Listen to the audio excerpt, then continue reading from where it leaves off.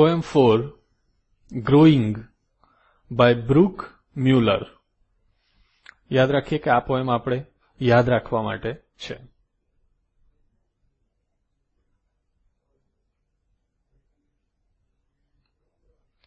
I'm living now to slay the foe, fight the battles, high and low. I'm living, mother, hear me go. Please wish me luck today. આ સ્ટાન્ઝાના મીનિંગ્સ જોઈ લઈએ. Two grow એટલે વધવું, મોટા થવું. Two leave છોડી દેવું, છોડવું. નાઉ હવે. ટુ સ્લે ના પર વિજય મેળવવો. ફો એટલે દુશ્મન, અહીંયા છે મુશ્કેલી. ટુ ફાઇટ લડવું. બેટલ્સ યુદ્ધ. હાઈ એન્ડ લો નાના અને મોટા. ટુ હિયર સાંભળવું. પ્લીઝ મહેરબાની કરીને. વિશ એટલે ઈચ્છા રાખવી, ઈચ્છવું. લક નસીબ. ટુડે એટલે આજે. Okay, now let us see in detail. I am leaving now to slay the foe. તો અહીંયા ઇમેજમાં આપણે જોઈએ છે એક બાળક દેખાય છે આપણને. અહીંયા એક ચાઇલ્ડ છે અને અહીંયા એની મધર છે. હવે એ ચાઇલ્ડ એની મધરને કહે છે કે I am leaving now. Child જ્યારે મોટું થાય છે, બાળક જ્યારે મોટું થાય છે ત્યારે એ એની મધરને કહે છે કે આઈ એમ લિવિંગ નાઉ. હવે હું આ બધું છોડીને જઉં છું. ટુ સ્લે ધ ફો. શું કરવા માટે એ નીકળે છે? ટુ સ્લે ધ ફો. ફો એટલે દુશ્મન. દુશ્મન ઉપર જીત મેળવવા માટે. અહીંયા દુશ્મન એટલે આપણે મુશ્કેલીઓ સમજવાનું. જેમ કોઈ એક બાળક મોટું થાય છે અને તે મોટું થયા પછી જે કંઈ કામ ધંધો નોકરી જે કંઈ કરે છે અને જે દુનિયામાં જે તકલીફો આવે છે એના ઉપર જીત મેળવે છે. એટલે આ ચાઇલ્ડ પણ એમ કહે છે કે I am leaving now to slay the foe, fight the battles. Fight the battles, યુદ્ધ મારે લડવા છે. કારણ કે આપણે કહીએ છીએ કે લાઈફ ઇઝ અ સ્ટ્રગલ. જીવનની અંદર સંઘર્ષ તો ઘણા બધા આવે છે. નાના મોટા માણસો દરેક વ્યક્તિના જીવનમાં સંઘર્ષ હોય છે. એને અહીંયા યુદ્ધ તરીકે ગણે છે. Fight the battles. છોકરો એમ કહે છે કે મારે મારા બેટલ્સ, મારા યુદ્ધ લડવા છે. હાઈ એન્ડ લો. પછી ભલે ને એ યુદ્ધ નાના હોય કે મોટા હોય, મુશ્કેલી મોટી મુશ્કેલી હોય, નાની મુશ્કેલી હોય. આઈ એમ લિવિંગ મધર. જો આઈ એમ લિવિંગ, હું જઈ રહ્યો છું. Mother here me go. મને જતો તમે સાંભળો. Here me go. પ્લીઝ મહેરબાની કરીને વિશ મી લક ટુડે. આજે મને તમે વિશ મી લક, મને લક વિશ કરો કે મારું નસીબ સારું રહે. હું જે કામ માટે નીકળ્યો છું, હું દુનિયામાં જે નવું કામ કરવા માટે જઉં છું, સારા મોટા નાના મોટા જે કંઈ કામ કરવા માટે નીકળ્યો છું, મને લક તમે વિશ કરો. This is the first stanza. Next. I have grown my wings. I want to fly. Seize my victories where they lie. I'm going, Mom, but please don't cry. Just let me find my way. Now let us see the words. To grow, વિકાસ થવો. Wings, પાંખો. Want, ઈચ્છવું. To fly, ઉડવું. To seize, આંચકી લેવું, ના પર કાબુ મેળવવો. Victory એટલે વિજય, જીત. To lie, પડી રહેવું. Please, મહેરબાની કરીને. To cry, રડવું. To let, પરવાનગી આપવી. To find, શોધી કાઢવું. Way એટલે રસ્તો. Okay, now let us see in detail. I have grown my wings. એ બાળક હવે મોટું થઈને શું કહે છે? I have grown my wings. મને પાંખો આવી ગઈ છે. મારી પાંખોનો વિકાસ થઈ ગયો છે. આઈ વોન્ટ ટુ ફ્લાય, મારે ઉડવું છે. તો કોણ કહે છે? તો જે બાળક મોટાભાગે ટીનેજની અંદર જે હોય બાળક, એના મગજમાં આવા વિચારો હોય છે કે મને પાંખો આવી ગઈ છે, મતલબ મને બધું જ આવડે છે. આઈ વોન્ટ ટુ ફ્લાય, મારે દુનિયા ઉપર રાજ કરવું છે.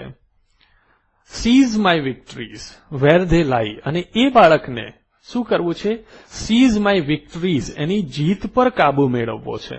એની જીત પછી વેર ધે લાઈ, ગમે ત્યાં હોય એની જીત, જ્યાં કંઈ પણ પડી હશે એને એના ઉપર જીત મેળવવી છે, એને આંચકી લેવી છે.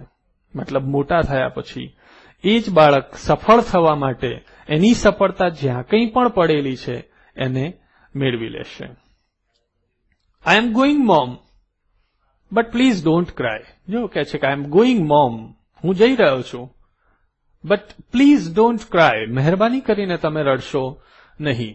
કારણ કે જ્યારે ચાઇલ્ડ મોટું થયા પછી જ્યારે ઘરથી બહાર નીકળે છે ને ત્યારે mother and father gets emotional.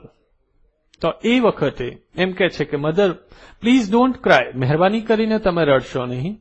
Just let me find my way, મને મારો રસ્તો જાતે જ શોધી કાઢવા દો.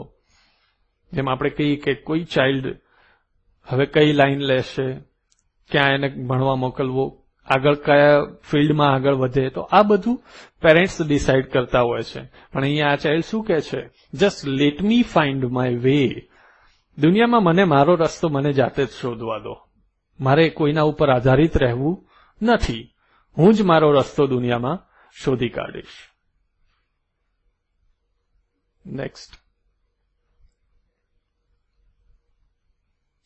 I want to see and touch and hear. Though there are dangers, there are fears. I will smile my smiles and dry my tears. Please let me speak my say. Meanings જોઈ લઈએ. To see, જોવું. To touch, સ્પર્શ કરવો. To hear, સાંભળવું. ધો, જોકે. Danger એટલે જોખમ, ભય. ફિયર એટલે પણ ડર. ટુ સ્માઇલ એટલે હસવું, સ્મિત કરવું. જો કૌંસમાં લખ્યું છે કે વી મીન્સ વર્બ છે, જ્યારે સ્માઇલ્સ એટલે હાસ્ય, સ્મિત, પણ એક નાઉન બને છે. ટુ ડ્રાય સૂકવી દેવું. ટીયર્સ આંસુ. પ્લીઝ મહેરબાની કરીને. ટુ લેટ પરવાનગી આપવી. ટુ સ્પીક માય સે એટલે મારે જે બોલવું છે તે બોલવા દો. Okay, I want to see and touch and hear. એ જ બાળક શું કહે છે? આઈ વોન્ટ ટુ સી, મારે જોવું છે. એન્ડ ટચ, મારે ટચ કરવું છે, મારે સ્પર્શ કરવો છે. એન્ડ હિયર, અને મારે સાંભળવું છે. ધો ધેર આર ડેન્જર્સ, જોકે એમાં ડેન્જર્સ તો છે. આપણે આપણી જિંદગીનો રસ્તો જાતે નક્કી કર્યો હોય તો એની અંદર જોખમ તો રહેલું જ છે. ધો there are dangers, there are fierce. જોખમ છે, ભય છે, ડર છે, છતાં પણ મારે એને જોવું છે, ટચ કરવો છે અને સાંભળવો છે. I will smile my smiles and dry my tears. એટલે મેં જે મારો રસ્તો પસંદ કર્યો છે એ રસ્તામાં ભલે ગમે તેટલી તકલીફો આવે છતાં પણ હું હસતો જ રહીશ. એન્ડ ડ્રાય માય ટીયર્સ, અને મારા આંસુઓને તો હું સૂકવી જ દઈશ. ગમે તેવી પરિસ્થિતિ ખરાબ આવશે તો પણ હું ક્યારેય રડીશ નહીં કે નિરાશ થઈશ નહીં. Please let me speak my સે, મહેરબાની કરીને મારે જે બોલવું છે તે મને બોલવા દો. જો દરેક બાળકની અંદર કોઈક ને કોઈક ટેલેન્ટ રહેલી હોય છે. ઘણીવાર એવું થતું હોય છે કે બાળક વ્યક્તિના અંત સુધી એ વ્યક્તિને પોતાની અંદર રહેલી જે ટેલેન્ટ કે આવડત હોય છે એની ખબર પડતી જ નથી. એટલે એ બાળક એમ કહે છે કે મને જે બોલવું છે, મારે જે કરવું છે મને કરવા દો.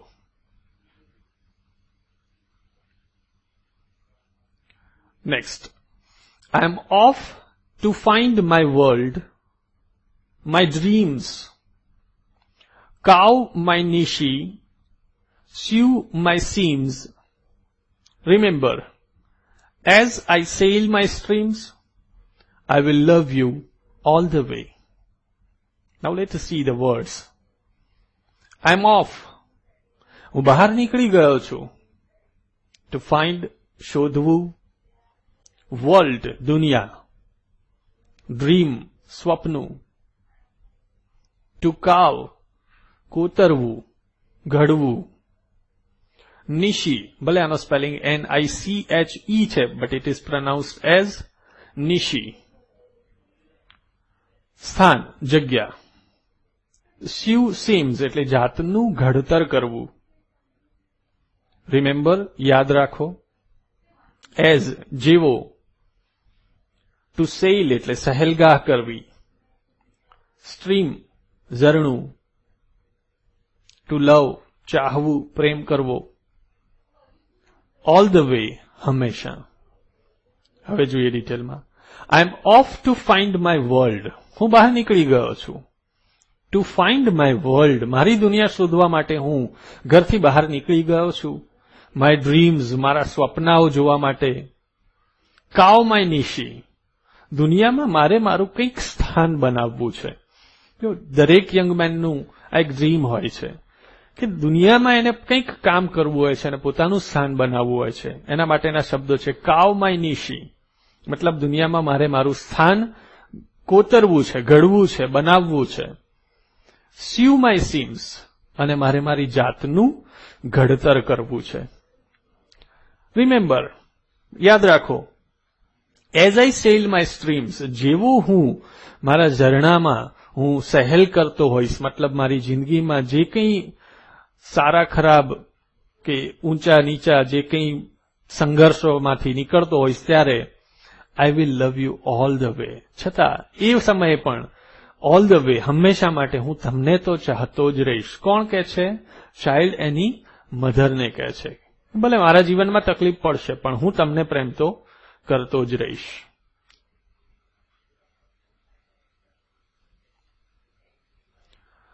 Now answer these questions. What is the young person living for? Answer. The young person is leaving his home to fight the battles of life and overcome the difficulties. Second, what does the poet request his mother? Answer. The poet requested his mother to wish him luck so that he may win the battles of life. He requests her not to cry and give him the freedom to say what he feels. Third, find out the words that indicate the young person is growing up. Answer. I have grown my wings. I want to fly. These words indicate that the young person is grown up.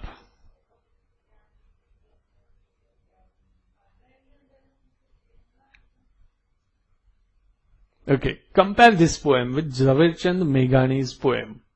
હવે ઝવેરચંદ મેઘાણી એક ગુજરાતના જાણીતા વ્યક્તિ છે. ઝવેરચંદ મેઘાણી એમનું એક સરસ મજાનું વાક્ય છે. ઘટમાં ઘોડા થનગને આતમ વીંજે પાંખ વણદીઠેલી ભોમ પર યૌવન માંડે પાંખ. આપણે જે આખી પોએમ જોઈ ગયા એ પોએમ યૌવન યુવાની કેવી હોય, યુવાનનો તરવરાટ કેવો હોય એના વિશે એને લગતી પોએમ છે. ઝવેરચંદ મેઘાણીની આ સરસ મજાની પોએમ છે. ક્યારેક મેળ પડે તો વાંચજો. કે યુવાન કેવો હોવો જોઈએ તો ઘટમાં ઘોડા થનગને મગજમાં કેટલાય વિચારો આવતા હોય. આતમ વીંજે પાંખ આગળ આવી ગઈ ને line. I want to fly, I have grown my wings. યુવાની એવી હોય કે આપણને પણ પાંખો આવી જાય, આપણે કેટલા કામ કરી શકીએ. એટલે યુવાન માણસ હંમેશા એકદમ પાવરફુલ હોવો જોઈએ. ઘણીવાર ઘણા વ્યક્તિઓ અથવા ઘણા યુવાનો એવા હોય છે કે જે બિચારાઓ એકદમ નીરસ અને એવા હોય છે. યુવાનીમાં આવું રહેવાય નહીં. ઓકે, ઇવન અબ્દુલ કલામે પણ યુવાની માટે યુથ વિશે ઘણું બધું કહેલું છે કે વ્યક્તિ 20 વર્ષની વ્યક્તિ પણ ગરડી હોય અને 80 વર્ષનો ગરડો વ્યક્તિ પણ યુવાન હોઈ શકે છે. જીવન જીવવા પ્રત્યેનો ઉત્સાહ જેમની અંદર હોય એ વ્યક્તિ ભલે 80 વર્ષના થયા હોય પણ એમને યંગ કહેવાય. જ્યારે 20 વર્ષનો વ્યક્તિ હોય, યુવાન માણસ હોય, પણ જેનામાં કોઈ ઉત્સાહ જેવું જ હોય નહીં, તો એને 20 વર્ષનો ઘરડો માણસ પણ કહેવાય. Okay. Here are some expressions and their meanings. Join them appropriately with an arrow. અહીંયા કેટલાક expressions આપ્યા છે. Suppose the first one is there. I am leaving to slay the foe. તો એ કઈ જગ્યાએ સેટ થાય છે? તો આપણે એને મેચ કરીએ. તો that match is with I am leaving the foe. તો એ આવશે I am determined to win over all these obstacles. Second, I have grown my wings. मतलब okay, now I am so strong enough to walk on my own. Let me find my way. Let me find my way मतलब don't guide me, મને guide કરશો નહીં, મને મારો રસ્તો જાતે જ શોધવા દો. Let me speak my say. તો let me tell the world what I want to tell. I'm off to find my world. તો એનું બનશે